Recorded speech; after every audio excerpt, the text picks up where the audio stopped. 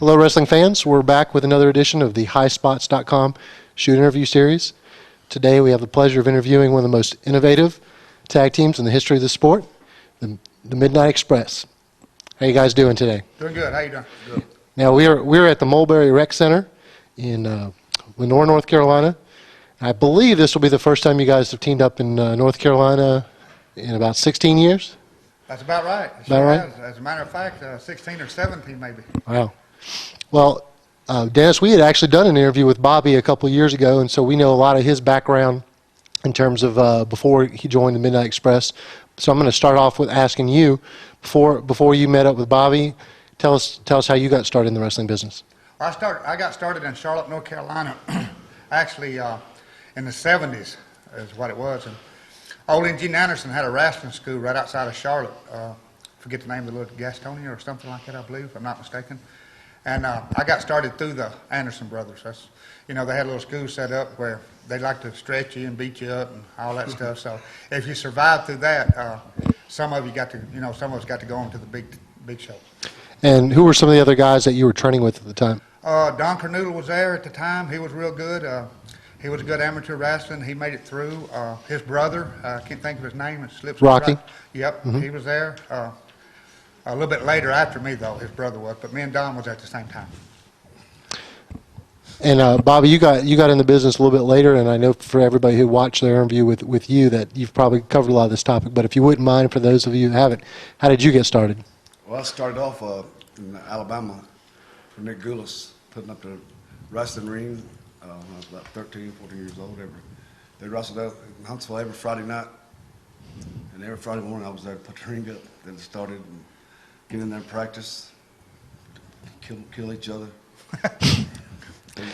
One night, guy didn't show up, and there I was. There you were. You want to talk about some of the tag team partners each of you had before you met each other? Sure, I had some good ones. I've had some real good tag team partners. I had one guy by the name of Phil Hickerson, big guy, 300 pounds, moved like a cat, real quick, great guy, real good. He just, he got out of the business a little early. He had 2 bad knees because he did weigh so much. And the doctors told him, the last 4 or 5 years we was together, he needed to lose some weight, but he tried. He just couldn't do it. But he was one of my best tag team, partners I had. And I had one by the name of Randy Alls, which goes as Randy Rose, David Schultz, Dr. D. David Schultz. I've teamed up with a lot of guys over my years. Now, Randy Rose was the first incarnation of the Midnight Express. He was, him, me, and a guy by the name of Norvell Austin, Junkyard Dog. We was, I guess we was the first ones, actually. We didn't stay together that long. I think it was maybe a year or less.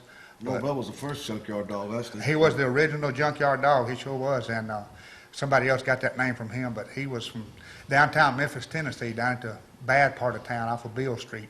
So he earned that name. Right.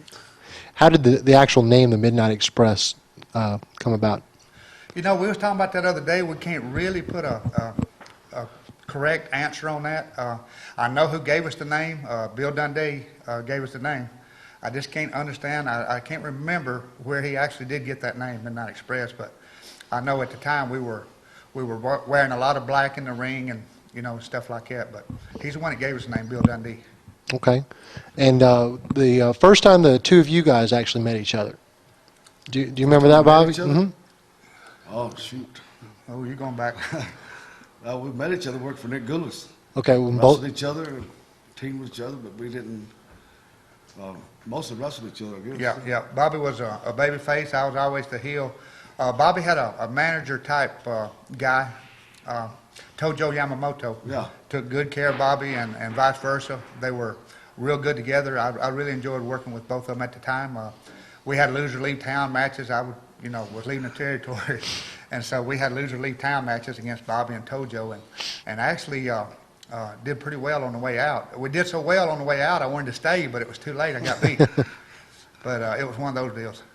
At that time, it was Goulas and Jarrett had competing promotions, and I think both of you had Yeah, worked. they split up. Yeah. Some guys went with Jarrett. Some guys stayed with Nick. I think they split up right when I was starting. I think, or right when I started wrestling. They split up. They were together when I was putting the ring up, for Nick Gillis's brother ran Huntsville. That's how kind of got in, because you used to couldn't get in anybody couldn't get in the ring. You couldn't even go up and touch the ring. Mm-hmm. Man, when I even got to put the ring up, I was like, darn, it's pretty exciting. Yeah, you had to pay your dues back then. You couldn't just walk into it like the guys are doing now. Right. They go out and lift a few weights and they walk right into the ring. You used to have to pay your dues. If you couldn't really wrestle, get down on the mat and wrestle, you better not step in that ring back when we started. I Certainly. mean, even the rest of the fan couldn't touch. They wouldn't let them get nowhere near the ring for some reason. And the rings are a lot tougher then than they are now. It's like wrestling on concrete, 10 yeah. different kind of blankets underneath trying to cover up. And about the third match, they were all knotted up. You hit the rope. You could trip over the knots. The differences between Nick Goulas and Jerry Jarrett. I really, I don't know what that situation was there, and it was funny. Bobby and I both were there at the time. What happened one day is we found that one day was with Nick Goulas, and the other guys was Jarrett, and we don't really know. They kept it kayfabe from us. They didn't tell us anything. They just said, okay, y'all going over here to Memphis on this end, and then these guys here are going to work Nashville in. And we thought they were splitting up on good terms, and I still don't know if it was good terms or bad terms. I don't quite understand that to this day, and everybody I've talked to don't seem to know the answer either. Could have been a work. It could have been a work, that's what I'm thinking, but I'm not sure. I'm thinking it was a work, some kind of little deal was set between those two where then they could, you could stay over here a year in Memphis and then go over here in Nashville, stay a year and then switch. And they got to keep all their talent all the time, just back and forth. It's the only thing I can think of because I never heard any harsh words against Nick or Jarrett, so I really don't know what happened in that deal. Now, because I know Bobby's origins and starting out there in Alabama and Tennessee, but you actually were in the business before you went out there? Oh, yeah. I started, I started early, middle 70s. I started in the middle 70s, but I'm like Bobby, I put the ring up, I refereed. Like I say, guys, whatever it took to get in the business, if you wanted to beat me up, stretch me, whatever, I'll gung-ho, here I am, take me. I was that type of deal. And, back then, like I say, you had to pay your dues. You just couldn't walk in the ring. You just couldn't do it. They wouldn't allow it. You'd get the tire beat out of you if you did. Then there was guys, and there's still plenty of guys right now that can stretch you pretty good if they want to. And back then, it was just an unwritten law. You had to pay your dues. You you didn't walk into the business like they do now. Sure. Do you remember the circumstances that brought the two of you together as a tag team? Yeah, I do. Dennis does too. We were both in Memphis. I think I was a babyface too at the time. Yeah, you were. Cornette was managing. Bill Watts came up to Jerry Jarrett at the Memphis show because his territory was down, and then he swapped talent. And he picked Dennis, Cornette, and me to put us together and got Bill Dundee to take the book over there. In Mid-South. Yeah, in Louisiana. So you started off as a babyface tag team, or? No, Bobby was the babyface at the time. Right. They in Memphis, I was. teamed us up. Okay, so you switched over. Okay. Yeah, when we went down there, it was like he made it look like we just started right there. Sure. Now I'm going to tell you, even though I'm sure you guys already know this, that the first match that we know about is the two of you against Rick Rude and Mike Jackson. Yeah. Would you say that you could feel some chemistry? I mean, both of you had some previous tag team partners, but could you feel some chemistry that was a little different here than what you had with some of your past partners? Oh yeah, for me it was. Yeah, it was me too. It was. It's something that you can't work at. It's not a natural thing. I mean, it is a natural thing. My bad. It's something that you go out there and you can just feel it. You don't have to say a word. It's just there. You can just look at each other and know what the other one's going to do. And we missed a few years here, 14, 15 years, and we got in the ring 2 or 3 months ago, and it was still there. So I told Bobby, I said, well, let's go with this thing and see what we can get out of it and go on from here. Sure. So Jim Cornette was with you from the very beginning when you guys teamed up. Yes. So you probably both had met Jim Cornette first when he was a photographer? Yeah. Oh, yeah. How was he as a manager when he was your manager back in '83? What you see is what you get with Jim Cornette. He was a good photographer, very good. You know, he would go to a lot of the towns, Louisville especially, which was his hometown. He'd make the rounds. He'd go to Evansville, Indiana. He did pretty good selling pictures. What he'd do is he'd take pictures of you and then show them to you the next week when you come into town. If you wanted to buy some, you know, you could buy them or whatever, or he'd blow them up for you. He was just, you know, and Jimmy always had that gift of gab. He could just talk, you could just tell, and he he's a bright guy. You can't take that away from him. Now, the first time I remember you guys was when you had the feud with Magnum TA and Mr. Wrestling too. Can you take us back in time and tell everybody what you guys did in terms of a storyline to lead up to this? And Well, actually, I don't think we know. you forgot, huh? What happened was the whole thing that I remember the program we worked with them very well. Actually, something happened between those two, and with Magnum and Wrestling too. I don't know what the deal was, but They were shooting or something. yeah, they were feuding amongst themselves, and they didn't want to go through a deal with me and Bobby while they were feuding or something like that, and they wanted to end it and then start it back later, and it never came about. But it was something between those two. Don't know what that deal was, but they did not get along. I will go as far as to say that as a team. I think they were trying to do an individual Magnum here and an individual Wrestling 2 over here, and as a tag team, you can't do that. You got to blend in, and you got to help the other guy out. And they wanted to be individual wrestlers. I think was the main thing. That's what it seemed like to me. Sure. Jim Cornette had said that your bout with them at the end, that Paul Bosch had actually pulled Cornette off of Magnum TA because you just had so much heat. Oh yeah, Houston. Yeah. Mm-hmm. Yeah. We had a lot of heat on us. They gave us a push. I mean, that's all they could do. They gave us a push. We gave us the ball. We ran with it.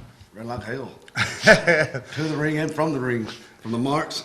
And they beat us up. They did. That Louisiana territory is sort of like, it's not like a different state. It's like a different country down there.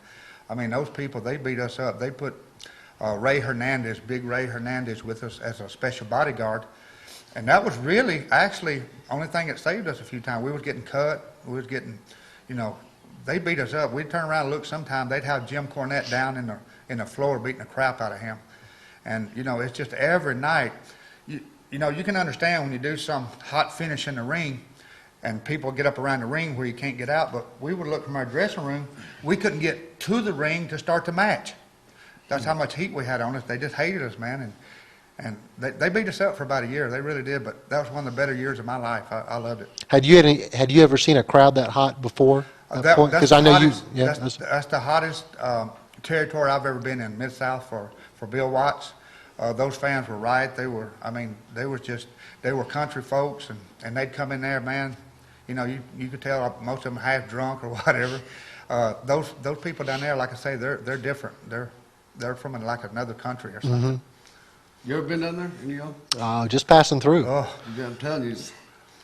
And you were telling us last time about the traveling through Louisiana, how difficult that is. Yeah, it's hard. The roads suck. potholes that deep. If you got a new car, which we all did, it just tore those.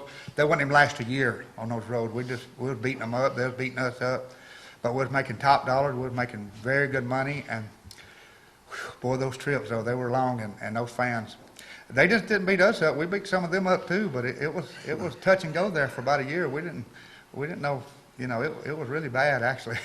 Did you travel together with Cornette, or did you guys? Right, us three most of the time. Sometimes we'd throw an old buddy of ours in there named Buddy Landale, and he'd go and make the trip a little bit shorter with some of his jokes and stories and stuff. But A most lot of of the time, guys travel with us. A lot of young guys travel with us too, just starting, because they weren't not bragging enough. I guess it sounded like I am, but they gave Dennis and I a push, and we got over.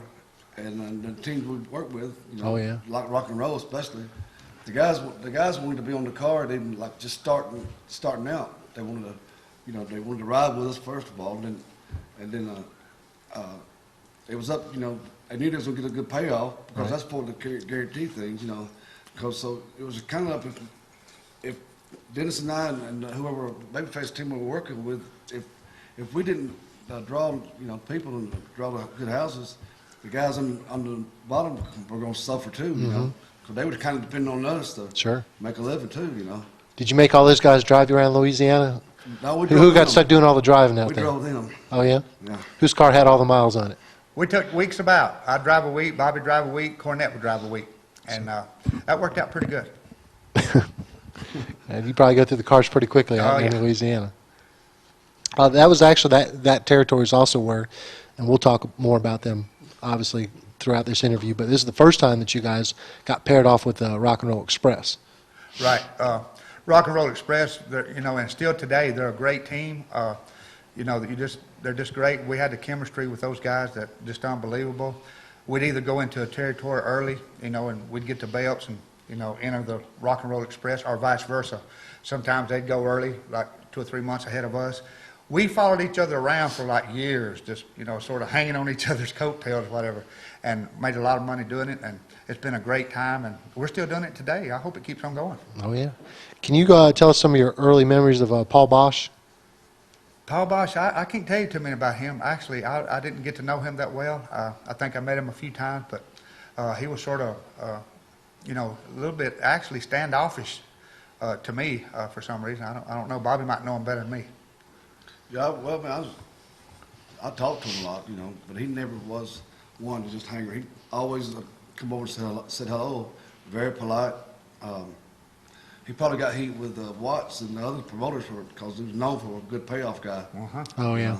And they all want to stick together and keep that pay down. Yeah. So you also agree that Paul Bosch was a much better payoff Oh, than? yeah. He was very good. And he'd also tell you, he said, I paid y'all good, boy. And he did. He would pay you good. But he'd bring it up. He'd let you know, too, which that's fine. How about the promoter that gave you really your the biggest push, Bill Watts? You know what? Bill Watts, I got a lot of respect for Bill Watts. He's a businessman. The only thing, Bobby and I tell a funny story about Bill Watts. He got into a little deal where he liked to start fining people for different stuff. Mm-hmm. Like if you was not in the dressing room at 7 o'clock and the match started at 8, it was a $250 fine. And, I can halfway understand that, even though those trips were 300, 400, 500 miles, some of them, I can understand that. But one night I looked at my check and it had fine, $250. I told Bobby, I said, we wasn't late none this week. Now I looked over here to the right and it says for scratching. I said, for scratching? So I went to him and asked him what it was all about and everything. And I do a deal on the Babyface where I rake down their back with my fingernails. Well, he was mad because I didn't make the guy bleed. He thought blood should come out of his back, and then I do it on the front. He wanted him to be bleeding all over his back and all over his front. And so he fined me $250 because the guy wasn't bleeding. And you can't argue with the boss. Can't argue with it. He's a businessman. I'm just wondering where all them fines, where the money went to. I'm going to ask him about that in Tampa. Because Buddy Landale was getting fined $250 a night. He was getting fined more than a lot of guys were making. He was getting fined $1,000 a week sometimes, just fines for showing up late. So, I'm just wondering where all that money went. Can you tell everybody about the last? You remember the last Stampede with Watts and Stagger Lee? Yeah. It'd be better if you guys tell it than if I tell them. Well, it was very good. We enjoyed that. Bill Watts was still at that time was a good. He could still work in the ring. He was up and down and taking bumps all around. And I think, if I'm not mistaken, that was in the Superdome, wasn't it? In your yeah. The first one I think was in Shreveport, and then they ended it in the Superdome. The one I'm referring to now is the one in the Superdome. He worked real hard and had a big, which they blocked half of the Superdome off with a big curtain, but the rest of it was full. I don't know how many holes, but half of it was full. I think that was 40, 50,000 people or 30, whatever it was. But he worked real well that night. Yeah. What you had talked about this? What are your memories of the Superdome match? Superdome match? Mm-hmm. Well, I was excited to be there in the first place, and one thing I remember that the house was done. Cornette knows more about this than he can tell you more about it than I can. I can't remember exactly how it went. But Bill Watts is real kayfabe, like he got Stagger Lee to be. He couldn't find a partner, because we done beat him up. He didn't have a partner. He had to go out and find Stagger Lee, which was Junkyard Dog. But he didn't play it. He only got like a not even a week's notice for the Superdome, to plug the Superdome. They just thought it was going to be Bill Watts, and against us. Maybe it was a secret. I can't remember how it went. Instead of saying all along it's going to be Stagger Lee and Bill Watts against the Midnight Express for like 3 or 4 weeks, they plugged it. He's only plugged it like either for like one weekend or something like that. But Cornette knows more about it. Yeah, he dropped a ball on that deal. He was depending on Stagger Lee. Evidently, Junkyard Dog had been Stagger Lee there before. Mm-hmm. And he depended on that Stagger Lee, the name Stagger Lee, to draw the people in which it was still, like I say, half of it was full, whatever it holds. In other words, if he'd have plugged it like he did the other towns, 3 or 4 weeks. So he was banking on the surprise would draw him instead of the. But he didn't give it enough time. Yeah. Well, you still did pretty good there. Did very well, but if he'd did it right, we might have could have opened that curtain up to that whole building. And I don't know if you know this. There's if you go on a tour of the Superdome, they still play highlights from that, and I think one of Ric Flair on there too. Really? Uh-huh. I had no idea. You have to go through the whole tour though. Well, I don't live in Pensacola. It's just right down the road. I have to go over and look at them one day. Okay. The very first scaffold match, a lot of people that came into wrestling a little later thought the first scaffold match was one you did with the NWA, but actually the first ones you had done were with Mid-South. Right. Right. Can you take us back and remember whose crazy idea it was to throw you guys up on a scaffold? It's that Bill Dundee's, I believe, once again. I think it was his idea. He was the booker at the time in Mid-South, so yeah, it was his idea. It was his match. I mean, he thought it up. Bill Dundee was he was very he had a good mind for the business. He knew how to draw money. He knew how to put people in the chairs, and that's what it takes to be a good booker. Dusty Rhodes, same way. Now, every once in a while, you'll get burnt out trying to come up with these new ideas, and about a year or two is all you can handle it before you start getting a little burnt out, so you have to move along and then come back later. And Dundee was always very good at figuring out how to get people in the buildings. So We never got burnt out there in Louisiana, but they just sent us to Fritz Von Erich, thinking we were going to come back there. Mm-hmm. Because they swapped talent out, but we never actually, we never lost like a loser league pound match or nothing, did we? No, we won. We was winning on the way out. We left with the belts.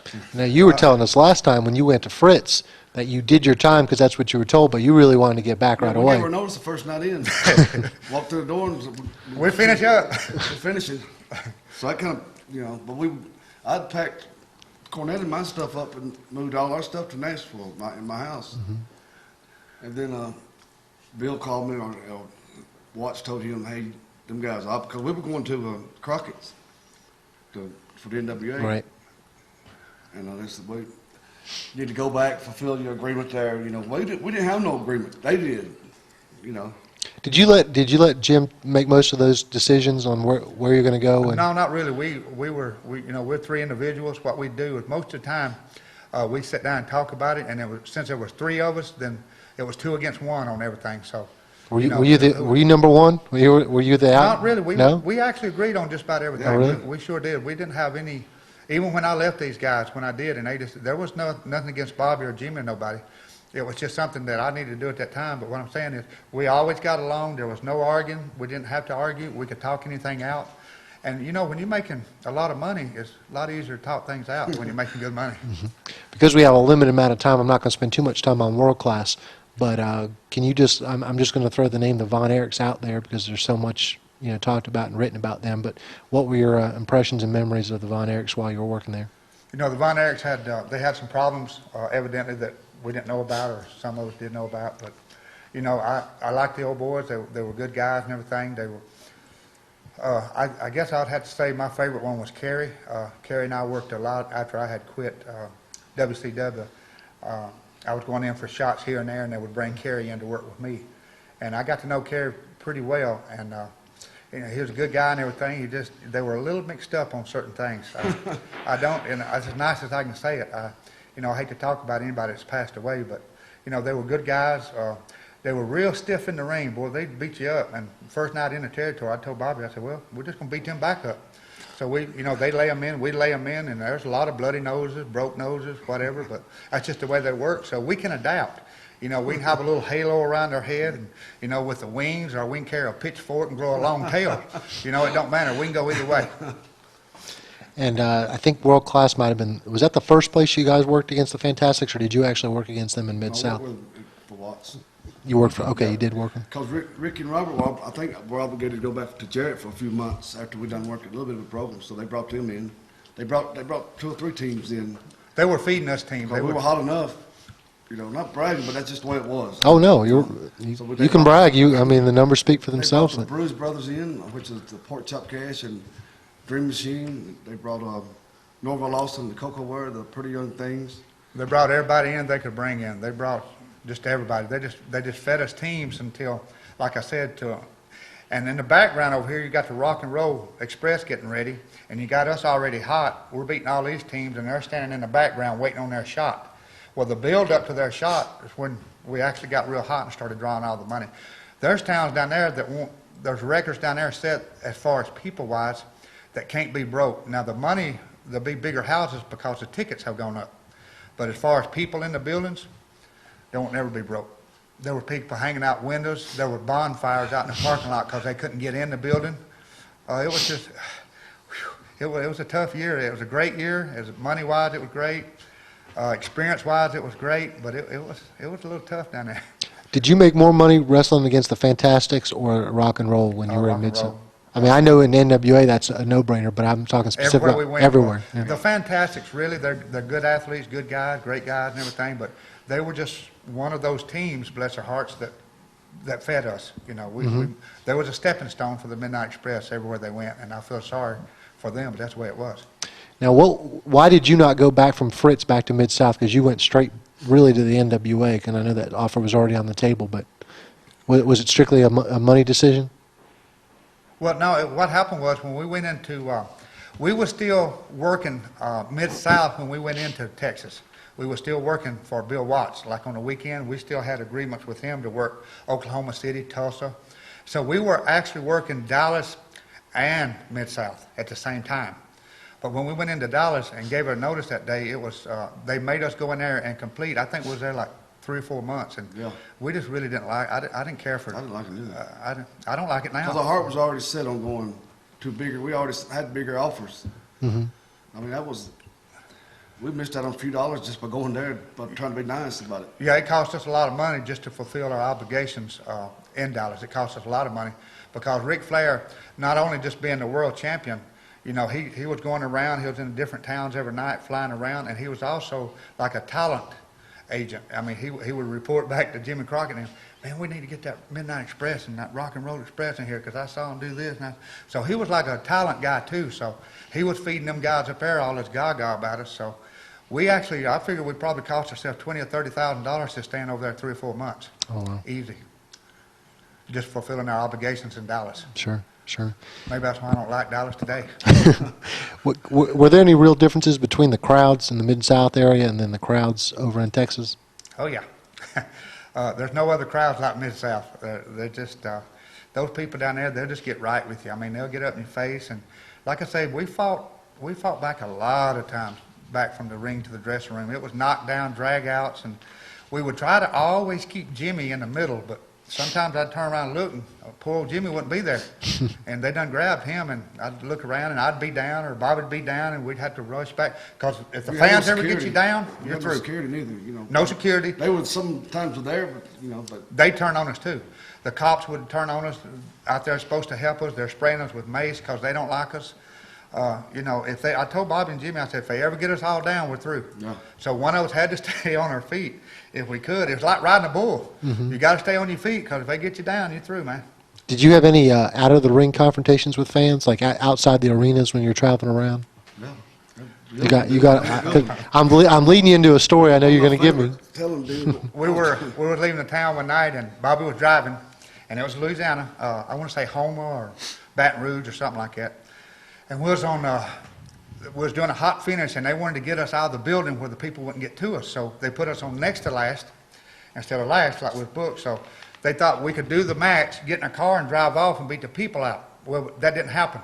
We did our match, got in a car, but the last match didn't go long enough, so the people surrounded us in the parking lot. And this guy's, you know, he's sitting over there, and Bobby's driving, I'm here, and Jimmy's in the back. And the guy pulls up beside us, and he's talking about my mother. You know, he's calling her this and calling her that. Boy, and I got out. As soon as I got out and walked over to him, I could see he had those power windows in a Grand Prix, white Grand Prix. And I saw the window going up. Well, I still managed to get my hand in there, and I punched him real hard, and blood just went all over his girlfriend. But my arm got stuck in the window. He drives off with my arm stuck in the window, and I'm running down the road, and I'm telling Bobby, cut him off, and I'm about to blow up here. I'm about out of wind. So Bobby had to get in front of him and cut him off, and we got my arm out. But that could have been real dangerous. He thought he was going to be able to get that window up in time. Yeah. You know, like older cars. But I got him up. in there. They just punched the guy. His girlfriend was laughing. I mean, I don't think he got too lucky that night. No. And she had blood all over her. The blood squirted all over her. And she's saying, I told you not to be bothering him. Now look at you. And that old nose hanging way over here. But my arm was in the window. He was fixing to drag me. If he could have got out of traffic, it might have been a bad day for Dennis. Now, Bobby, everybody calls you the nicest guy they ever met in the business. Do you got any stories where you actually had to physically get involved, or did you let Dennis do all the fighting? Dennis saved me 2 or 3 times. We saved each other. It was a deal where, you know, Bobby and me went down about every night. It was that type of deal. And people don't realize when you get 4 or 5 guys jumping on you and people going for your feet and stuff, you know, you can't kick, you can't, you know, you just can't do it. You're going to lose that fight. I told this one story the other day, so you may not want to put this in. No, I want to hear it. I don't want them to have anything I don't have. Come on. Okay, we were coming back from the ring, and usually after 30 minutes, you kind of get a little tired. And you got to watch, you're paranoid, watching both ways. Well, this guy and girl was in front of us. You know, we got the aisle. They didn't have rails. They had the damn strings, whatever you want to call it, kite strings, trying to protect you. And the girl, and I guess it was her husband or boyfriend or whatever, the girl wanted to kick Dennis in the nuts. Dennis kicked her right in the pussy. Right dead in the pussy. I ain't bullshitting you. The guy, I guess. Did she go down, Dennis, or did Nope, no? she did not. Big old corn-fed girl, man. 6'5", 300. I was trying to fight the guy, and I couldn't do nothing with him. So front face locked him. Then he had me going like I was on one of them rodeo, knocking down a chair. But you know, I couldn't do nothing with it. Then Dennis kicked. Now I had to her in kick the her pussy. because she got in between me and Bobby, so we had to stay together. Dennis come and got the guy. And then here come all the Hills out to help us, or Buddy Landale, and here come Bill Dundee was right there. He was, in fact, Bill Watts was there, and Jim Cornette was swinging his racket trying to get everybody off of us, and Bill Watts grabs this guy's hair, and Jimmy goes to hit him with the tennis racket, and he hits Bill Watts' hand and busts his hand off. He's bleeding all over the place. It got wild down there, it really did, and like I say, it was wild, but it was great. I loved it, but it was a little rough. You know, looking back, it's hard to believe that Jim Cornette and Bill Watts could get along with the strong personalities each of them have. Yeah. Well, That's true. he's seen green. Yeah. You know, he's seen that money. Watts did, and we did too. But because the trip, probably we've talked about this before. We were small, so he was used to having big guys work. You know, mostly like walk and talk. Mm-hmm. And then we went into spots with smaller guys and got over it. Because his territory was in real bad shape. Actually, it couldn't have been set up any better because the big guys he had over there, I'm not going to call any names, they know who they are.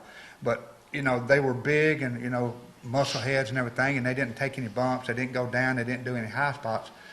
Well, mine and Bobby's gimmick is we sell excitement. You know, we're going to fly all night, we're going to do this, we're going to suplex you on the floor. If you can't take it, you need to go on back home to mama or whatever, that type of deal. And it was perfect for us because once we got over there and were flying all over the ring, these people have been, the fans in Louisiana had been used to seeing these big old guys walk around the ring, you know, showing their muscles off, not doing nothing. When we got there and started flying, here come the people by the droves. Just because we didn't lay in a hole, we got out of a hole. If you put a hole on us, we came out. Plus, we were heroes and we cheated. You know, we didn't out muscle the baby face. You know, plus, you know, if the guys beating us up, Jimmy give him a little, you know, sucker thing with a racket or trip them. You know, we cheated. We were heels. What Sure. you're supposed to do. Now Good. you can't. There's no rules to break. Right. You know, so hell. Now anything goes, so it's hard to be a heel nowadays. No rules. Now the IRS can't catch you now, but you know, because we're past those 7 years. But there must have been a good offer from NWA to go ahead and go over to Crockett's territory. Oh yeah, well, you know, like I say, we had that deal set up, and you know, I don't know how much money that we could have made, and we never will be able to know how much money we could have made in dollars if we'd acted right, or if they had acted right. But we just couldn't give it that chance because we already knew that we was going to get the big push, you know, in the NWA. So that's why we went over there. And like Bobby said earlier, they gave us the ball, but we did have to run with it. It wasn't given to us.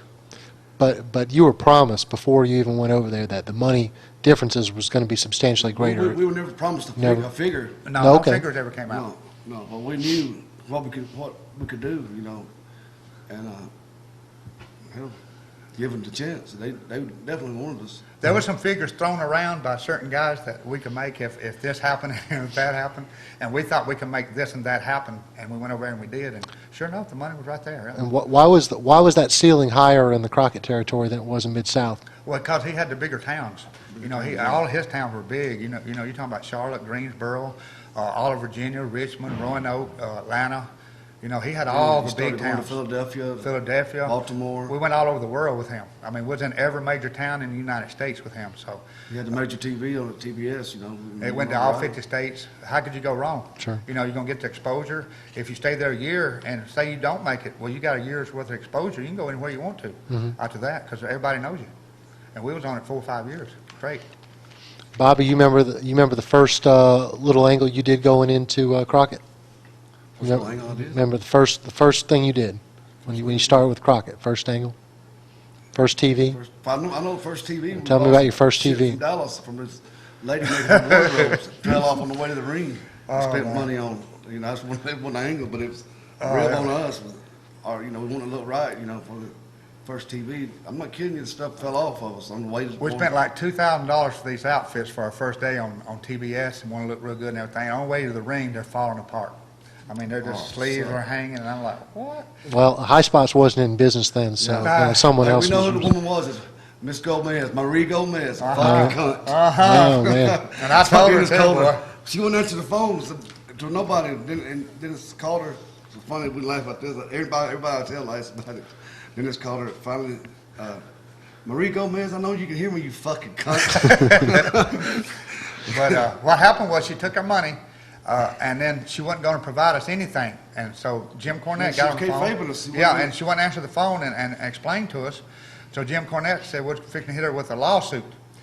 And so what happened was she sent us these pieces of whatever it was to wear, just enough to get the lawsuit off of her where she could say she sent us something.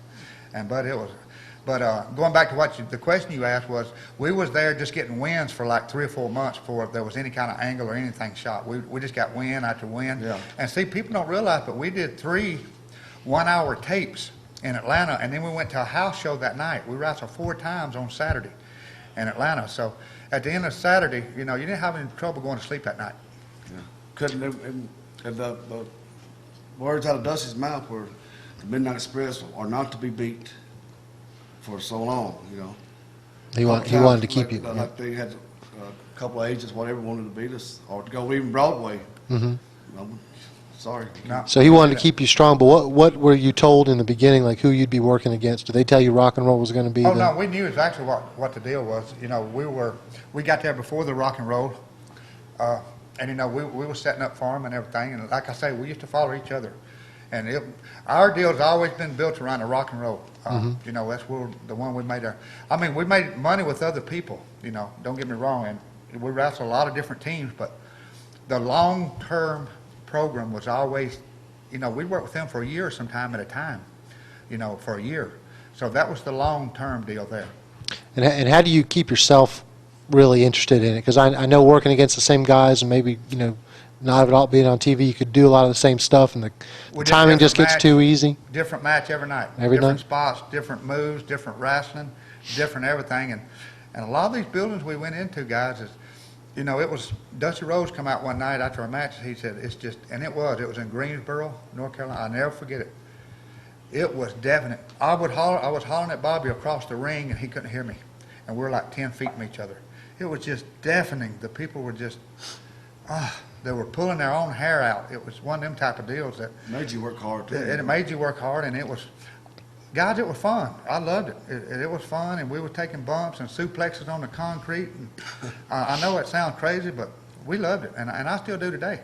How about your safety in terms of running Crockett here in the Southeast compared to Mid-South?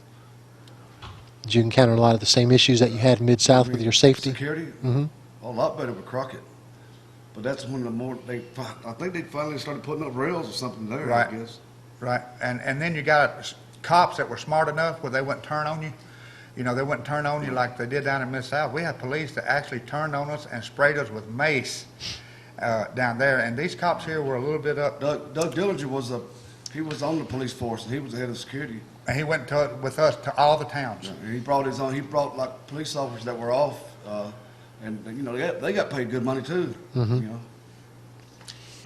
Well, tell us, just take us back in time and tell us what the chemistry is like with the Rock and Roll Express. I mean, we could sit here and just talk about you guys against Rock and Roll Express for hours and hours, but bring us back in time and just tell us what it was like. Well, it's still there today. The chemistry, we've wrestled them a couple of times since me and Bobby have been back together.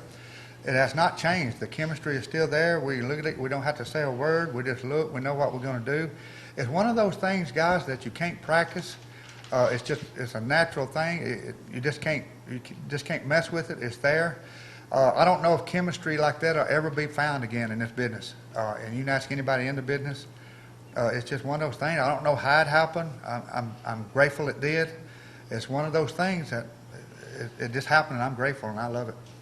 Dennis, I wanted to ask you, you actually left NWA on 2 occasions, but I want to talk about the first time that you left, Okay. and why you did so. What happened then was, that's one of my regrets. I should have set Bob and Jimmy down and told them, but I was having some personal problems. I had a couple of little paternity suits that hit me about the same time, which we're talking about big bucks here. Mm-hmm. And I was trying to get away from some of that stuff and get out of the area and see if it would cool off, and it didn't. And it's one of those things, I'd been, it's a lot of pressure, guys, to go out there and do this every night, and knowing that you got to put butts in those seats. If they pay for you to be on TV, TV is real expensive, especially at TBS, and they put us on that TV show sometime, every week, sometime 10-minute match. A 10-minute match is $100,000, so it's one of those deals where you have to sell the seats, and you do this night after night after night, year after year, 15 years goes by, and and then you got this big old pot full of money over here, and you don't get to spend none because you work 7 days a week. Mm-hmm. And so I said, well, I'm going to take me some time off, go out here and see if I can get rid of some of this, a couple of these problems I got here, and that's exactly what I did. And the second time I left that you was talking about, I didn't leave. What people don't understand was me and the other Midnight Express were brought in just to wrestle the Midnight Express, which was Bobby and Stan. That was all we was there for.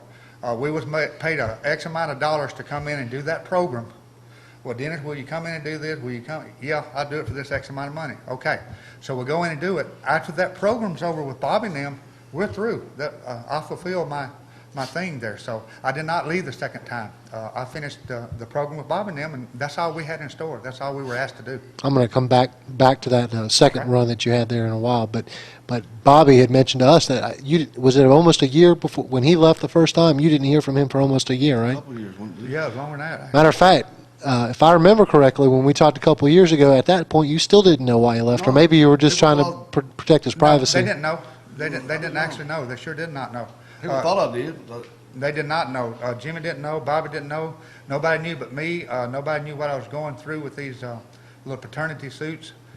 I made an interview. Stupid me, made an interview one time that had a lot of paternity suits all over the country trying to get heat, and sure enough, they started appearing right in front of me, so that backfired on me. But I had 2 big money situations with a couple of little girls there, so not little girls, those older women that knew better. That's not a paternity suit. There's another issue Yeah. there. But anyway, it was one of those deals where it was big money involved there, and I just wanted to get away for a while. And actually, I'd been out to Colorado on a vacation, like a 4 or 5 day vacation, fell in love with it, and that's where I moved to when I left WCW. Went out to Colorado, got me a little horse ranch. And then while I was off, I had planned on coming back, but then I started being in the real world, and I got to liking that. And So you finally got to spend some of that money you were earning all these yeah, and I years. spent it too, buddy. Yeah. Sure did. I spent a lot of it. Let's talk about some of the, because everybody from your era has gone through it. Some of the temptations that you see on the road, making all that money and all that time, it's destroyed a lot of families, a lot of lives. And there's been some wrestlers now that look back on it and they wonder what they could have done differently or what the business could have done differently. But I know both of you guys have had some difficult times with your, because of wrestling. Well, actually, to me, personally, this is a single-man sport. If you can get in this business and stay single, you can have anything in the world you want. You can have, just anything you want. But when you start bringing wives and kids along, you're gone 7 nights a week. It's hard, guys. You just can't, just think about it a minute. You're going to be gone every day, every night. I used to have my wife bring me stuff at the airport in Charlotte. I'd be gone like 2 or 3 weeks at a time. She would run me tights, clean, new, fresh tights out to the airport. I would switch my dirty ones for these, and then I'd take off for another week or 2. You can't live like that. And I had 3 boys. You just can't do it. I mean, it's too hard. It's too hard. Single man, yes, go for it. But married, don't work. Does not work. Because I'll tell you, I remember, and I won't incriminate anybody's name in particular, but I remember my first experience going to Greenville Memorial Auditorium, and I was brought by a couple of females, and I always wondered where they disappeared to and stuff. And I know there's a lot of temptations out there that you there run to are. as a family guy. There's a lot of closets and stuff like that you can dart into, but I don't look back on it like bad things because it can't do nothing about it, and all it does is make you depressed. Sure, I think in any kind of part of life, no matter if it's just wrestling or whatever, if you're selling bread or potato chips, whatever, you make mistakes, and if you look back on it, it just drives you crazy because there's nothing you can do about it. Sure. Yeah, hindsight's 20/20. There's a lot of things I could have done differently. But, as I look back on it, the one regret I have is not setting Bobby and Jimmy down and explaining to them. But other than that, I don't have too many regrets, guys. I really, really don't. The business was good to me. I feel like I was good to the business. And, I got to leave it at that. And like I say, that one regret, and me and Bobby's talked about it. We got a little bit more talking to do. But, yeah, we have talked about it, and I think everything's going to be fine. Nowadays, Mike, go you don't ahead. the money's a lot bigger. Like, we had to work every day and all year to make good money, but that's nothing really compared to what. Now maybe you could be married, but because you wouldn't have to work 15 years to make up that lump sum of money to have, because. And now they work like 4 days a week instead of 7. So, yeah, you're making a lot more money, and you're home a little yeah. bit more. So, Yeah, you might could do it now, but back then, 80s, And I don't want to, make this a depressing interview, but, we keep losing another guy from your generation almost Yeah. Oh, yeah. almost on a monthly basis. And it's got to be tied to a lot of the stress that you guys endured during that time. the latest, I guess, being Ray Traylor, great guy. I mean, me and Bobby both, we just love the guy. He, I can tell a story about him that was on TV one day and was wrestling Big Bubba and Ray Traylor, and was wrestling him and a partner. Well, at this time, we didn't know it at the time, but they was fixing to give Jim Cornette and me and Bobby another bodyguard. And we didn't know we couldn't pick out the right bodyguard, so they come to us after that match. We couldn't move Ray Traylor. He was like 6'5", 320, 30 pounds. We couldn't move him, like trying to move a tree stump.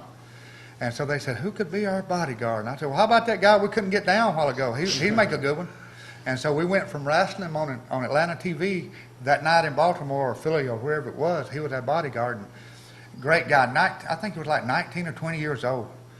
Just a great guy, real respectful. Another big guy that can move real good. Yeah. Very good. Ray was very good. We just really was crazy about Ray. Dennis, I know you just got back into wrestling recently and stuff, and I'm sure you ran into Ray, but did you have an opportunity to talk or run into him before he passed away? I did not, and I really keep myself in the butt because someone gave me his phone number like 2 weeks before he passed away, and I tried to call him one night to tell him we was going to all meet in Philly or yeah, somewhere. we were going to be on a show together. Yeah, we was going to be in Philly, and I was going to call him and tell him, and his line was busy. Mm-hmm. And I think, I just wish that line hadn't been busy that day, and I could have talked to him because I would have really liked to. I would have enjoyed talking to him one more time. Well, you brought it up, and I was going to save it for later, but Philadelphia was the reunion when you and I think Stan was there too, Yeah, right. and Jimmy was there for the first time you all got together. You want to talk about some of the emotions that you had? Actually, that was not the first time. That was- Kingsport, Tennessee was about a month earlier than that. Was Jim there? Cornette was there, me and Bobby, but Stan wasn't there. Right. It was just us three on that one, and that was Philadelphia was the first time that we'd ever, me, you, Stan, supposed to have been Bubba and Jimmy. But yeah, that was going to be. But me and Bobby and Jimmy Cornette had been together in Kingsport, and the emotions were running strong. I mean, all of us. But we never missed a lick. We went out to the ring, did our job, had a great time. And once again, now Kingsport got a little bit of Mid-South in them. Some of those fans up there were acting up a little bit. And I told Bobby, I said, oh, here we go again. They got a little rowdy up there that night. So that told me right there that we still had a little bit of something that fans might want to see. And Dennis, what was it that brought you back? Actually, I've had that little horse ranch out there since '89, and I've done pretty well with it. And I think now I don't have any pressure on me. I don't have to worry about this being my living. I'm doing this for fun now, and me and Bobby are back together, and we're having a good time, and everything's running smooth, and I'm just loving it. I'm back on the road again, and I still have my ranch doing that thing over there, and I don't have to. In this business, guys, there may be another tag team may walk in the dressing room one night, and you turn around and look, well, and they may walk up to you and say this and that, and I respect you, and I love. They're there to get your job. They just don't walk in there and they're there for something, and chances are if it's a new tag team walking in, they're after your job, especially if you've been there 3 or 4 years, and they're there for a reason. Now, you guys were real trendsetters, not only with the way you performed in the ring, but I was going to bring this up before. I don't even remember people having the outfits the way as flashy and matching the way you guys did. Whose idea was that to? Actually, that was Corney's. I think that was Jim Cornette's idea. Jim always had a good mind for stuff like that. He was, now these, going back to what Bobby was talking about, these outfits, Maria Gomez, what was left of them when we got through. But anyway, we had the long sleeves on, and that was, nobody else wore those Blue at the covers, time. And, you know, it had the fingers, you know, going through with the gloves and, you know, all that stuff, the leggings and everything. And if they had been made right, and would have held up, they would have probably did us a lot of good. But I think we got one wear out of $2,000 for all that stuff. So we went back to our old tights and stuff. But Jimmy had the foresight to see, you know, he could see, Jimmy can see what's going on. And he still can today. He sees the big picture and the way things are changing and everything. And we were about the first to wear that kind of gear. And I liked it myself if it had held up. And Bobby, you had done some things in the ring at that time that, other than maybe some guys in Japan, no one else was doing. Well, I don't know what to say about that. Yeah, Bobby's always done things like that in the ring. In fact, he used to scare me to death because, you know, we were sort of each other's meal ticket. I didn't want him to get hurt, and he didn't want me to get hurt. So anytime Bobby climbed up on that top rope and come off with that Alabama jam or something like that, I was just like, oh, my God. You know, but it's a thing that we did, and that's what we got paid to do. That's what the people wanted to see or didn't want to see. So, you know, that's what made the Midnight Express. We sold excitement. We sold the high bumps. We sold the stuff off the top ropes. That was our gimmick. And that's why a lot of guys had to leave the territory because, you know, you can't walk and talk anymore. The tickets were too high. You had to give them something for their money. And we gave them a little bit of everything in our match. We make you cry, we make you laugh, we make you, you know, do everything. We show you every emotion. You watch a Midnight Express match, you'll liable to be crying 1 minute, laughing the next. That's just the way it is. Did you ever have any other tag teams or any other individuals just say, "Hey guys, you gotta keep it down. You're just, you know, we don't stand a chance against what you guys are doing in there." Go ahead and tell them, Bobby. Actually, yeah, we did. We had quite a few of them. What happened in the early deal was, we would get booked on semi-main event.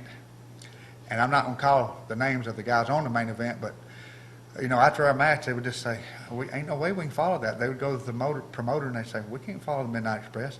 And so after that, we would start being booked on the semi, but we'd go on main event.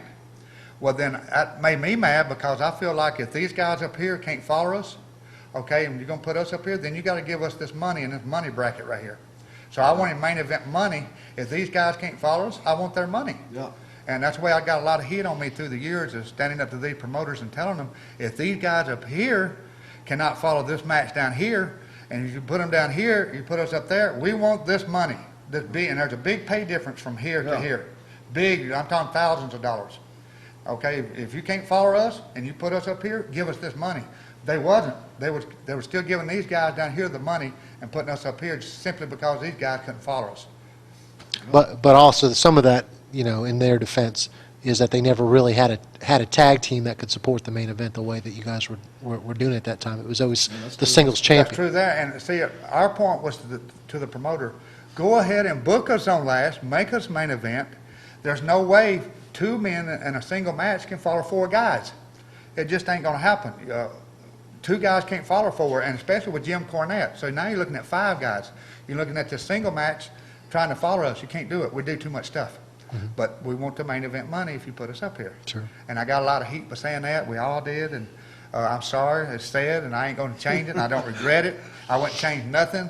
I want my money if you put it up here, and that's just the way it is. So that vote was 3-0, not 2-1. 3-0. 3-0 on that.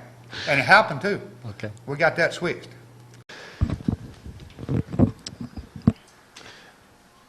Obviously, we know with the Fantastics and with rock and roll, you guys did great business. The chemistry was unprecedented. But you worked another team that, you know, a lot of other tag teams had difficulty working with in the Road Warriors. See, we didn't have that big a problem. We never had a problem at all with the Road Warriors. Just one night, one certain night when Hawk picked Bobby up and spiked him on top of his head in the ring, and I hollered out some unkind words that night. Because once again, you know, we look out for each other, the little meal ticket thing going on. And so that made me mad. But other than that, that's the only little confrontation we ever had with them. We had no problems with them in the ring. Now, it is true, if you say they wouldn't sell for a lot of guys. They did sell for me and Bobby. They sold real good for us. They didn't like to sell for a lot of people, but at that point in time, if you didn't sell for me and Bobby, you might not be around. And that's just putting it simply the way it was. But, you know, we did a deal with them where we would actually hit them with a tennis racket, which was our finish. That beat everybody else. But with the Road Wars, that just put them down where we could start our heat. Right. So that was a difference there, you know. But no, we had no problem with them whatsoever. Do you think they sold for you guys more so than anybody else because you guys were so hot before you got with them? Yeah, it was evident, and a lot of the other teams and a lot of other guys in the dressing room didn't like it either. I mean, it was real evident what they were doing, but you know, we was making them money too. I mean, it was one of those deals where, you know, guys, the places are selling out. I mean, there's no more seats. There's no place for nobody to sit. And the thing had been reversed, we would have gladly did it for them if they'd been selling out every night. It's just one of those things. It's a professional thing, and we did what was right, and they did too, and we went on with it. Now, you said you were looking out for your meal ticket and stuff, but then you tell me how you justify that and sending you guys up on a scaffold. And Yeah. Well, once again, you know, we're talking about big payoffs here now. We're talking about very, very good weeks there, especially we did about 7 or 8 of those things in the large towns, and each one of them was big bucks, guys, a lot more money than you'd ever even think about. But it was worth every dime of it, because once we got up there, not all scaffolds were set up the same way. Some of them were, like the one in Atlanta was set up fairly well, but still, once you got up way up there in the air, and you're on a ladder this wide, and you look across, and there's 2 big old muscle heads over there, you don't know what they're going to do, or what kind of day they're having. And so, you know, you're on this little thing right here. You know, you deserve every dime you get up on that, and we got paid very, very well for that. Made a lot of money out of those deals, but it was worth every dime of it. yeah, because it must. I mean, even you take your chance every time you get in the ring, but getting on a scaffold, there must have cleared your mind. Like, hey, this has got to be good because if something goes wrong, that's it. Sucks, it sucks. It kills the town. It don't live up to its name, you know. And one time, I told the other people the other day about, I think we were in Florida, but this is when the people started, you know, saying bullshit, boring, and all that. Well, we were with the Road Wars one night, and the people started saying boring. Oh, God, that guy's gonna snap, have a little rage in them. You know, it worked out. You know. But I mean, how exciting can you be up there? You can't give nobody no bumps. You can't. I mean, if you do, it'll be their last one. But it's one of those deals where you can't do anything exciting up there because you're too scared and you got to hold on. And one night, Bobby almost fell off the scaffold for real. We did a deal, and I'm with Animal over here, and Bobby's with Hawk at the other end. And I didn't realize that Bobby had some powder, and he had this little bag of powder, and he broke the powder and he threw it in Hawk's face, and the powder kept on going by Hawk, and it landed on the scaffold where I was. And I didn't know it, and I got rid of Animal just for a minute. I was going to go back and help Bobby, and I turned around, and my foot hit the powder where Bobby just threw it, and I like to slid right off of it. And, you know, it was one of those, it was just a scary match. It was a town killer, is what we call it. It would draw, yeah, people would want to see you get up there, but at the end of that match, it was really actually a town killer because it's not exciting. It's not our style of match because we didn't get to sell our excitement that night. It was kind of a dreary, down type of match that I really didn't care for. Plus, Dennis and they had to concentrate on. We knew we was going to have to fall off at things. Sure. They knew they were going to fall off. So I mean, how hard is it for them? I tell you what, I was surprised that Jim Cornette got up there and fell off because he had told us the whole time he was scared of heights. Dennis, I just can't do it. I just can't do it. And I said, well, Jimmy, we're going to make this much money. Oh, okay, yeah, I can do this. Yeah, this ain't no problem. So it was one of those deals where he climbed right up there and went off with us. Now, And that's what happened. That's how he got hurt. That's how he got hurt. Cornette only fell off once because you guys actually ran like 7 or 8. Every night. We fell off every night. But did Cornette fall off every night? No, one time he couldn't no more. He was through. That ended his little short career of falling off of scaffolds that night in Atlanta. But yeah, we had 7 or 8 of them. They actually wanted Bubba to catch him. They really thought Bubba could catch him. You can't catch a baby hardly. No. And Corny was about as big as Bubba, so, you know, ain't no way I'm going to stand there and try to break his fall. And I told Bubba that night, I said, well, good luck, man. That would have been a nice visual, though, to see Bubba actually catch him. Yeah. But Well, if you could just break his fall a little bit, what they was counting on. But Jimmy came off going about 150 miles You an can't hour. break it until you break your arms. Yeah, there ain't no way he could have broke his fall. Because Jimmy felt different than anybody. I don't know what the heck it was. It didn't, you know. he fell a little faster than physics, huh? Yeah, he did. He was. You guys had actually done a scaffold match in the Mid-South, but you had only done one there. Is that correct? Because you didn't run I it. did more than one. Yeah, You we did? did a bunch. We did 4 or 5 of them there too. Oh, you did? Yeah, we did in all. I think I counted up to be around 20 in all. I guess you got to look back and consider how lucky you might have been. And them ones very them lucky. ones set up halfway as good as the ones for NWA. You know, And you know, they just didn't. They really didn't. I guess I don't know. Not that they didn't care, but I mean, it's not. People don't think about we're going to have wrestling on the scaffold. Right. Who thinks about that? Yeah, and who's an expert at putting up a scaffold? You know, I want an expert putting that thing up, and you know, you got these lines and, you know, holding them up and everything, and you could get up there and the big muscle heads are down there, and boy, and they trying to scare you, and they doing this number here. Well, you're already going like this to start with. You know, it's already shaking back and forth. And I told Hawk and Animal, I said, look here, boys. I said, now, if we get carried away out there, I just want y'all to know if it looks like I'm going off of here and it's one of y'all's fault, I'm hanging on to you. I'm going to take one of you with me. And I promise you that. And I told them that. I said, so let's don't get carried away out there and everything. But, you know, it was funny. The road warriors on the ground, they talk like this. But when you get them way up in the air, it's like this. It's like, you know, it's one of them type of deals. And it was a scary match. I wish we'd never got into it at that time. I remember climbing up it. I was cussing myself. Yeah, we're How cussing did each you other. get into this right here? Steady climbing. We were cussing each other, so we ain't doing no more of this. Well, we was cussing each other. It was just, I mean, we'd wrestle alligators and bears and everything else, man. But ridiculous. this right here is ridiculous. Now Ricky's already told me that after you guys do your run here in we're 2004, I'm sure it'll go into 2005 and however far it goes. But you're actually ending your feud on the scaffold. Have you guys talked about They're that gonna yet? go off this time. Yeah, they Oh, they're going off yeah, this they're time. Going off, All right, just they are making sure. going Put off. them over. We put them over all we can. And they did everything but eat us. Now it's their turn. I was going to ask you, you know, the first time that you had left the NWA, and you said you came back specifically as a Midnight Express versus Midnight Express angle. Right. What did they tell you specifically? How long it was going to be, and then what your run was going to end Well, up? actually, I didn't know at the time until Bobby told me just a few months ago. I didn't realize it at the time, but the reason they asked us back, me and my other partner, Randy Rose, they asked us back because the territory was in real bad shape. And I didn't realize it at the time when they asked us, or I'd asked for a lot more money. But I didn't realize we had them over the barrel. But, you know, and you don't want Dennis Condrey to ever know you got him over the barrel, or he got you over the barrel, because he'll hit you up for some extra money. But Bobby had told me, yeah, Dennis, the territory was in bad shape. But what happened was it was going to be a deal where it's going to be like a 4 or 5 week deal, midnight against midnight, all over in the major towns.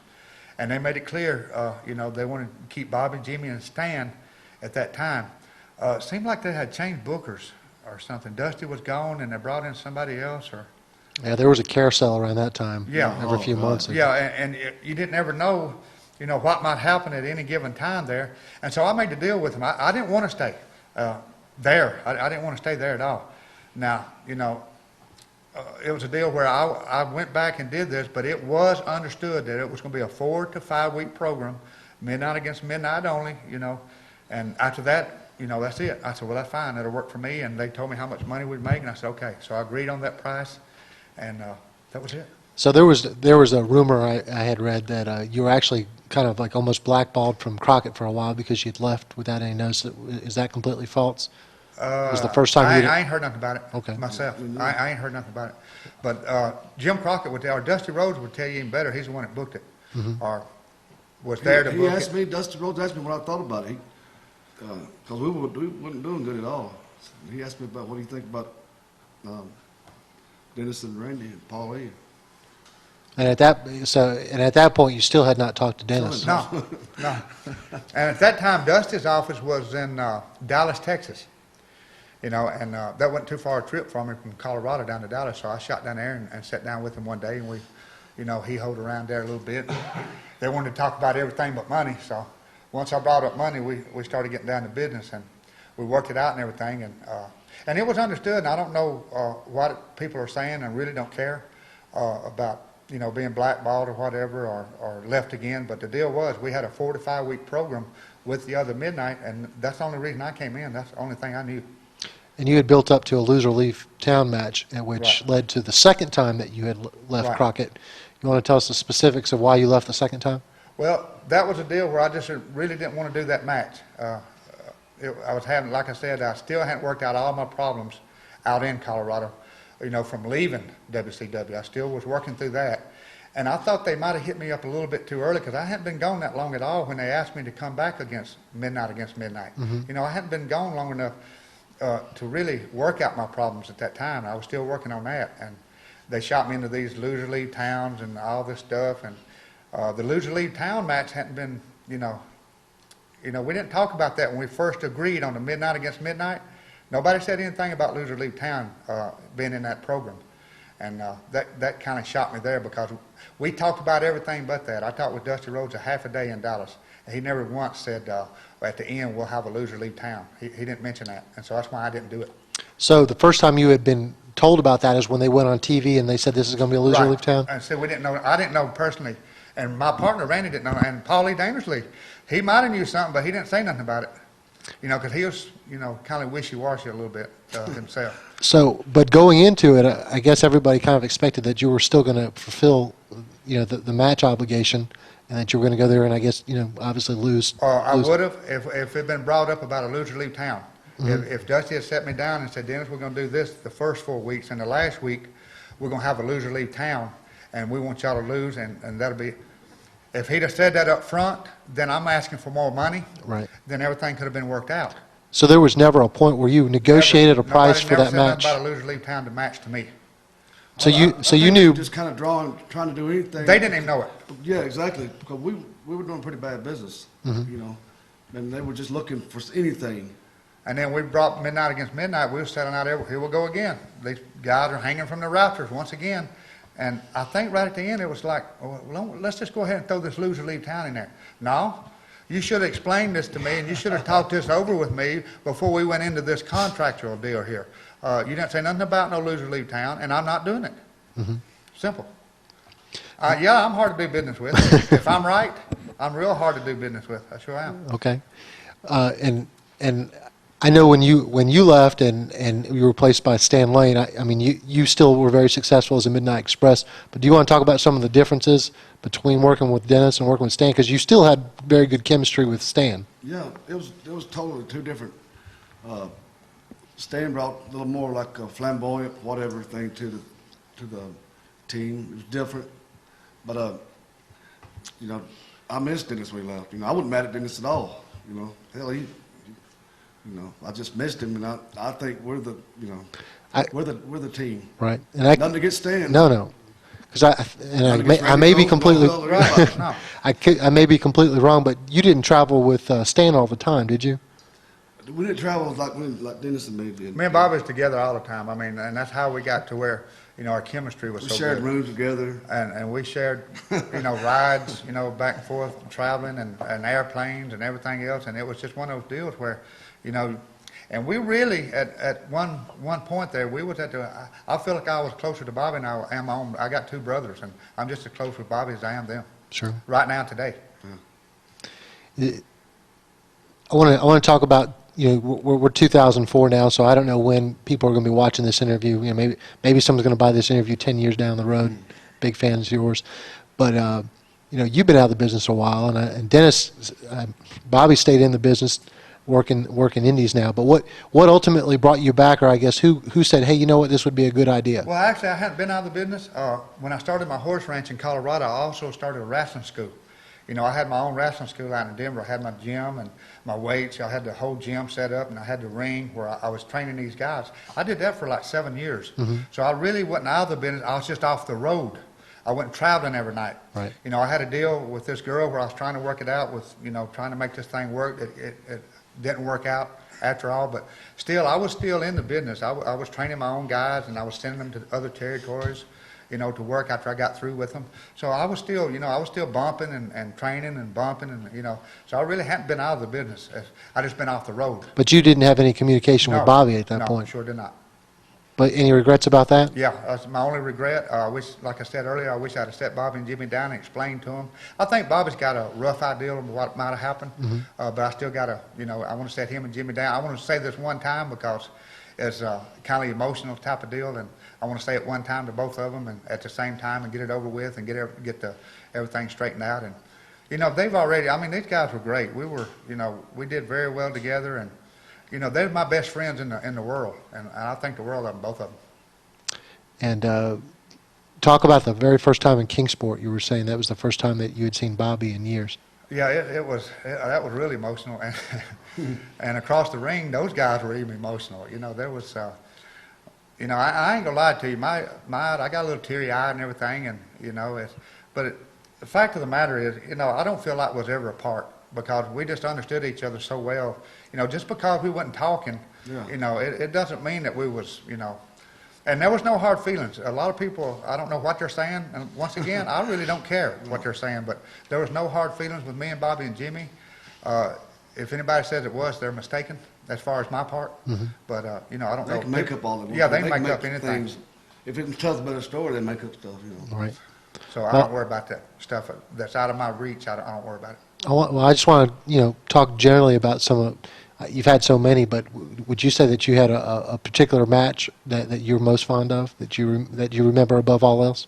Yeah, there's one I just can't forget, and I think I hit on it a little bit earlier.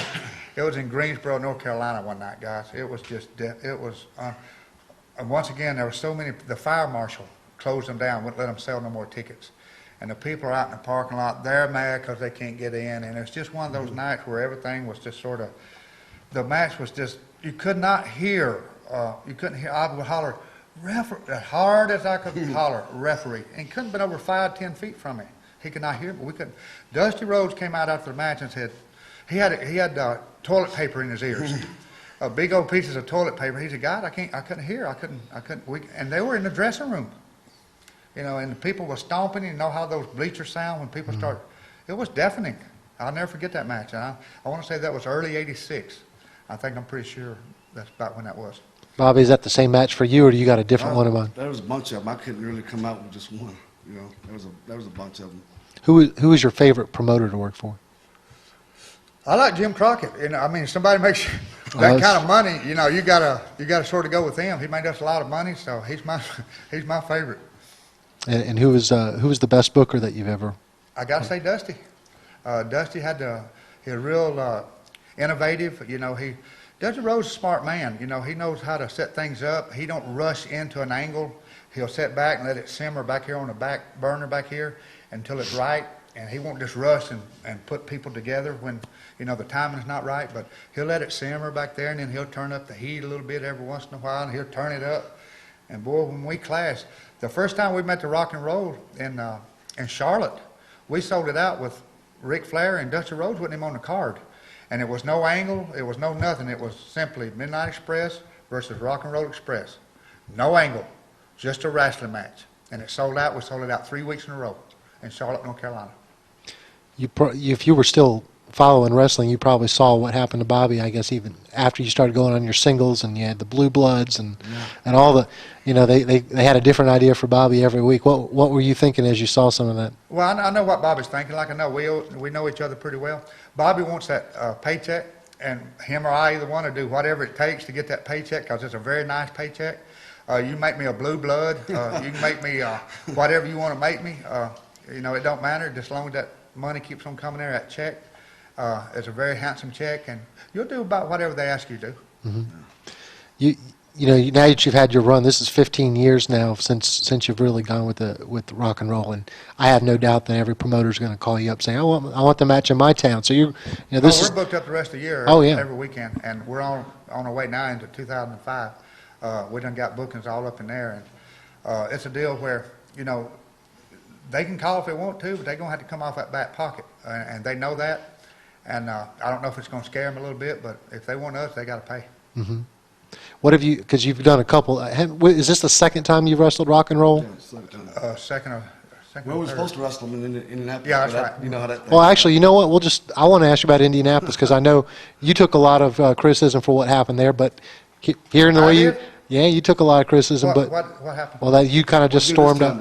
Yeah, really. I really don't know. No, that you just kind of stormed out, but you want to tell the story of what happened about there was a money issue again. Well, what happened actually was, and I hadn't read what was on the internet, and it was me or Cornette. Well, actually both of you. Really? Oh, yeah. Okay, good. But anyway, I see ain't nothing changed. What happened was, the deal was, we will have your money in an envelope when you get to the building. That's what the promoter told us. I can't think, or the so-called promoter. He wasn't really a promoter, I don't think. But, you know, it was going to be a deal where as soon as y'all walk through the door, here's your money. I'm going to have it in the envelope. Well, we came in about noon that day, started signing autographs, started signing pictures, started doing this. Was there all day long. 6 o'clock comes, 7 o'clock comes, 8 o'clock comes, no money. And so me and Bob and Jimmy get together, and I said, well, guys, we're not going to go to the ring without our money, are we? And they said, no, we're not going to go to the ring without our money. So this guy goes up to Jimmy, or Jimmy goes up to him, and the guy tells him, I'm going to go to the ATM machine, and I'm going to get y'all's money. Y'all go on to the ring. By the time y'all come back out of the ring, I'll have y'all's money from the ATM machine. I said, oh, no, that ain't going to work. And sure enough, we didn't go to the ring and everything, and he didn't go to the ATM machine either.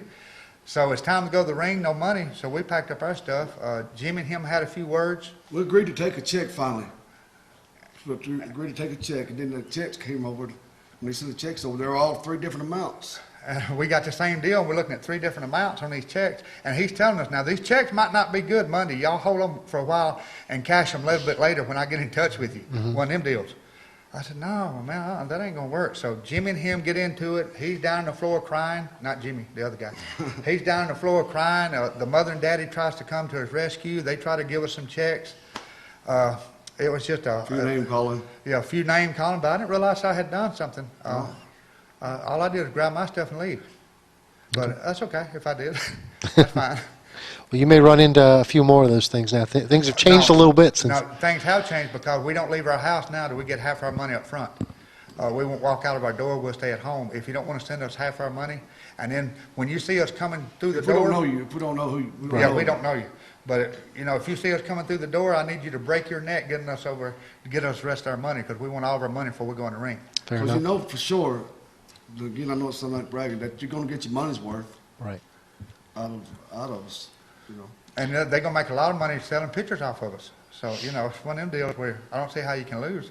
Just get us our money, what we agree on. And he even had it set up to where he made us pay for our own rooms. You know, it's supposed to be rooms. And he took that out of our check, and I was like, that's really what the straw that broke the camel's back. You know, I didn't care about the $2,000 or whatever we were supposed to get. When I saw that $150 deducted, you know, I went off. I said, oh, no, we got to go. So just for the record, you didn't see any money whatsoever from the Indianapolis? We did get paid, but Jim Cornette paid us. Oh, okay. Jim Cornette, he said, I don't want to bring my 2 best friends up here and run y'all all over the country. So he stroked me and Bobby a check, and then and Jimmy's got to deal with those other people. I don't know how that's turned out. The check's cleared. Jimmy got, I don't know how much, because he owed money to Danny Davis for doing the commercial for him. Right. Cornette didn't get it. Cornette was in the middle of that, you know, and he didn't get that. But he finally gave him some checks, and then, you know, the guy, you know, he couldn't see over. I mean, he's about this tall. When we left, I mean, Jimmy gave him a good tongue lashing. But other than that, it was, you know, it was nothing else that I know of. We just grabbed our bags and left. Actually, we could have made a big old scene there if we wanted to. Now, Bobby, you've had some tough luck here the last couple of years, and we're not going to go into that specifically, but I mean, wow, what a rejuvenation you got here. Yeah. You get to go through all this all over again. I don't know why. It never crossed my mind. You know, for some reason, I don't know. Now that when they called me and asked me about it, I said, yeah. But it never crossed my mind, you know. Yeah, I'm glad, you know. I'm real happy, too. Do you ever think being a heel tag team, you'd be able to sell so much gimmicks now? You know what? It's funny. We're not really heels no more. Everybody's booing the other guys we go to the ring with. We're actually baby faces. We went into a town last weekend, as a matter of fact, Shenandoah Valley, for Marvin Ward, right. And we were stone baby faces against the Fantastics. And they were booing them and yelling for us, and it was awkward, you know, to start with, but we went ahead and had our match, and it turned out to be it was a babyface match. Because even at the end, they still liked us. The people, we put them over, and the people got pissed off. They were mad, yeah. They was mad because, and we beat up the referee, and they were still yelling for us. Yay! I was like, that was probably the best part of the match. Yeah. Well, I don't know going against rock and roll. That might be tough for you guys to pull that one off. Yeah, I'm sure we'll be heels tonight. At least I hope we are, because we're more comfortable in that phase of the game. We've done it for so many years. But if you know what you're doing in the ring, you can go either way at any time. There's no big deal. All you do, actually, you really don't switch. You don't switch. You don't switch babyface to heel.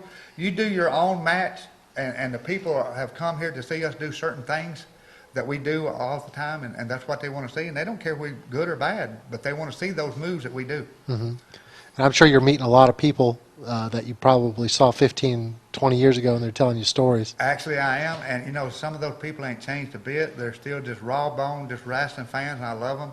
I don't know where we'd be without them. Some of them I really respect. I got a lot of, you get a downright real wrestling fan, and a real one, you can't beat them. You can't beat them. They're good folks. There's some out here. I just met a woman I ain't seen in years, and had me sign an autograph for her, and I knew her right off the bat. And it's been years since I've seen her. But some faces don't change. Some stay the same. And I know that and you were on the forefront of this. You've seen it. Indie wrestling's really been suffering.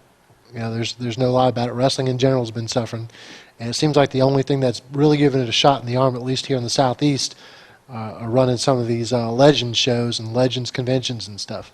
What do you see? I guess generically about what do you see about the business? What so much has changed, and why things are so different? Actually, I think this may be a little turning point. I'm hearing rumors, strictly rumors. There's a lot of guys out there out of work, wrestlers, and there may be some kind of little something starting up. I'm not going to call any names, and I really don't know if it's true, so I'm not going to say anything. But there's a lot of guys out of work that are wanting to work towns or wanting to work this, wanting to do that. And there's plenty of guys out there that's got plenty of money, as far as wrestlers themselves. We can run our own towns if we have to. If we need a shot in our arm or something, we can get together and run our own towns. But I understand there are some folks wanting the old school wrestling, what I call it, old school wrestling back. I hope it comes about. Now these Q&As we're doing and all that stuff, those are real popular around the Southeast especially. People really like those, and it's sort of like what we're doing right now, actually. It's the same thing. But except the fans get to ask the questions. Sure. And I enjoy those. The deal in Tampa coming up in January, it's going to be huge. I think there's like 60 or 90 wrestlers, 60 or something like that. Wrestlers on that card, all top names. That's going to be fun. That's a 3-day deal there. That's like Friday, Saturday, and Sunday type of deal there. It's a Q&A on that, which Bill Watts is going to be sitting in with us on that one. So that should be interesting. Wow. I'm going to ask him about that $250 clock. You going to ask for it back? Yes, I am. I'm going to ask him about it. I sure am. We all got fined in that match. Everybody. If you corner Watts of all of you guys and just say, hey, listen, we're not letting you out of this room until you give us our fine money back, you might get something out of it. I just like to, that was a lot of money, over the year. Oh, yeah. You put 250 here and 250 there for a year. That's a lot. I don't know where that money went. Was Watts generally a good payoff guy, though? Good. He was the best one. So maybe that's where he got it back down to the normal level. Right. Well, Bill Watts, he never drew that kind of money. Right. I mean, his town, Little Rock, Arkansas, all those towns, they were rock bottom. Mm-hmm. New Orleans, all those towns. If the money was there, he would pay. Right.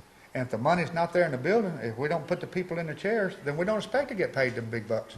But also, if they're there, we want the money. Also, what he'd do on your check, now, he could have just took this out of your money and made it look good. It made me feel good. It looked good, like he's really doing something. He put you made, just say $50. He put $50 plus a bonus, $50, Right. You know what I'm saying? It probably was going to be $100 anyway. Yeah, he throw you a bone. Made you feel a little better. Sure. And so what do you really see? I mean, you talked about maybe this idea of there's an old school promotion coming up, but what do you really see wrestling is doing maybe even 5 years from now? Because things have changed a lot. We talked about maybe the art of wrestling has been lost because it hasn't passed down to a new generation. I really do, especially with tag team wrestling. I don't see stories being told in the ring. Like me and Bobby used to try to tell a story, in the ring. You can tell a story. These guys today, nothing against them. That's the way they were trained. They don't know what a story is. They don't know to get an arm or leg and try to break it off, and that's the story you try to tell during the whole match. They don't know how to do that. I don't know if they need some seminar work, where you actually sit them down and explain it to them. I think wrestling in general is going to be fine. The only thing about it is, there's nowhere now to go. WWE has got a situation where when Bobby and I were back in WCW, there were still plenty of promoters around. You could go to like Tennessee if you got mad at somebody, or you go to Tampa if you got mad there. You could go back up to Canada. There's no place to go. There's no small promoters now. There's no place where you can go if you get mad at somebody and you want to cool off a while. You just got to go. It's either Vince or out here with us on the independent circle.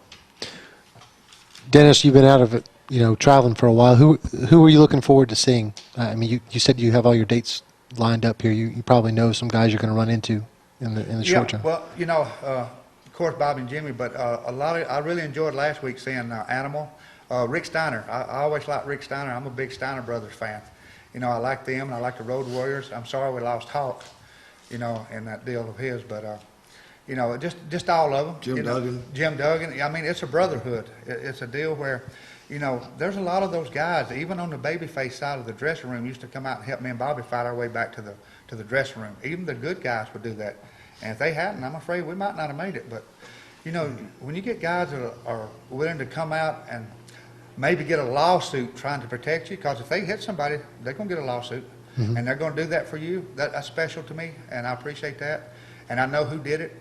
I got a mental thing in my mind of all the guys that did that. Buddy Landale's tops. He saved us 1,000 times. You could see his blonde head coming through the crowd. He saved us. The people would just park because he'd have a stick swinging it like this. We had to get back to the dressing room. Was Buddy there last week? Buddy was not there. I haven't seen Buddy since I've been back. I'm looking forward to it. Now, he was supposed to have been on one of them, and he canceled out. Yeah, he was supposed to be last week. I didn't know if he was. Well, he canceled out that, and I was looking forward to seeing him. Buddy Landale, you can say what you want to about him. A lot of people don't care for him. I think he's a good guy, and he's had some troubles like me and Bobby and everybody else. Probably you guys. I don't know anybody that's perfect. Nope. I think everybody has troubles. I may be wrong, but I think everybody has problems, and, you got to work through them. And Buddy Landale, he's a good guy to me. He saved us. I got to go with that. Was there a time that you were asked by Vince McMahon to go over to his group while you were working for NWA? Yes, it sure was. We was offered a tremendous deal, and we sat down and talked about it. And once we sat down and talked about it, once again, we said, well, we got a good deal here. We was making big bucks in WCW. I mean, we was on top, and we was making a lot of money. And like Bobby and Jimmy said, why do we want to leave here knowing what we got and go up there on a maybe? We're established here. They done fed us all these teams. We done beat everybody and his brother. And they're still feeding us teams, and we're still going to the bank every week. I mean, it's just, I hate to keep bringing that up, boys, but money talks. That's just the bottom line for me. Well, this is what you do for a living. That's so right. it's... And it just talks for me, and that's the way I got to look at it. Just because I don't know where else to put this, but the WWE did a new Midnight Express. Did you even see that on TV? I did not see that. I went through a period there after I first quit. I would watch wrestling a little bit, and I'd get all down, so I quit watching it for like 4 or 5 years. I wouldn't even turn it on. And I think that might have been during that period. I'm not sure. What year would that have been, you think? Wow. Well, maybe 98, 99. Okay, Maybe it's later than that. No, I wouldn't have seen that. Who was it anyway? Bob Holly and I Billy did Gunn. hear about it, though. Yeah, I did hear about that. Cornette called me and asked me did I care about it. He told a story up in Philadelphia or somewhere because somebody asked him about Yeah, he sure did. about that. It was just I think Jimmy and Vince Russo, Jimmy, you know how he feels about Vince Russo. No, we don't know anything about that. I guess they were traveling together, and I guess a lot of places that Jimmy went to, they were asking, about Dennis and me or Midnight Express, whatever. And from what I understand, Vince asked him, what do you think about, putting the new Midnight Express together? So, I take it as a compliment myself. Oh, yeah. It's that's the definitely way I a look at it. Because anytime somebody wants to imitate you, to me, that's a compliment. You guys are no spring chickens here, and we're. How long do you think, honestly, that you guys can continue going? Well, just on the weekends, there's no telling. See, we was doing it 7 nights a week. So now we get banged up or beat up a little bit on the weekend. We got all week to recover, and we go to the hot tub and do all that stuff where we used to not be able to. We had to catch a plane the next morning at 8:05 or whatever, Right. And be on the road all day. But this right here, and, we're still doing our bumps. We're not doing them great big high ones like we used to, of course, but we're still doing our little bump city there every once in a while. But I think it's, like I say, to me, it's a good time. I'm having a great time. I'm just really enjoying it. There's no pressure anymore. No, you don't have to look behind you and say, oh, he's after our jobs, and you used to really have to do that. And you might have seen some of this up in the Northeast. Some of these, daredevil guys. You might call it new school, but what do you think of that type of wrestling? It's telling less of a story, but they're incredibly athletic. Well, they are. They're very athletic, but with those kind of risk, that's short term. That's a short term. If you get through 2 or 3 years doing that, you better make you a lot of money in them 2 years because It only takes one of those falls there, and it's all over. I mean, if you land wrong on one of those, and once again, see, to me, that's not wrestling. You know, that's not getting in the ring, taking somebody down, rubbing their face in the mat, and getting pump burns all over their nose and stuff. And that's what me and Bobby are known for. That's what we used to do. I was the ground man. I'd ground them, and Bobby'd come off the top rope on them. I mean, I'd wear them out. I'd get them down on the mat and just grind their face in the mat. They'd have red marks all over them when I got through. And then I'd throw Bobby off the top rope on top of them. You know, we just beat them up. We burn them up, bud. But you know, if that's the new style and if that works for them, I'm all for them. I hope it works for them. To be honest with you, I don't think wrestling will ever be what it used to be, but I think it's in good hands. There's some good athletes out there. I think everything's going to be fine. Tonight, my money's on rock and roll being cheered. I don't know, I may be wrong, but what is it going to be more fun for you guys, working with the fans behind you or against you? Well, it'd be easier with them. You know, anytime somebody cheers, it gives you a little bit more energy. But, you know, it's no big deal to us. Sometimes we get a tunnel vision. We'll block out the whole crowd. Sometimes we can't even hear the crowd. You know, when you get really involved in a match and it's going good, I can't even tell there's anybody around sometimes because you get that tunnel vision and then you're concentrating on something that you got to do during that match. Mm-hmm. Well, guys, I want to thank both of you for taking some time. I know you've done a lot of these interviews. I appreciate you doing one with us. I think Dennis. Well, we thank you guys. We appreciate it. Y'all thank been you. very professional, all three of you. We thank y'all for asking, and we appreciate it.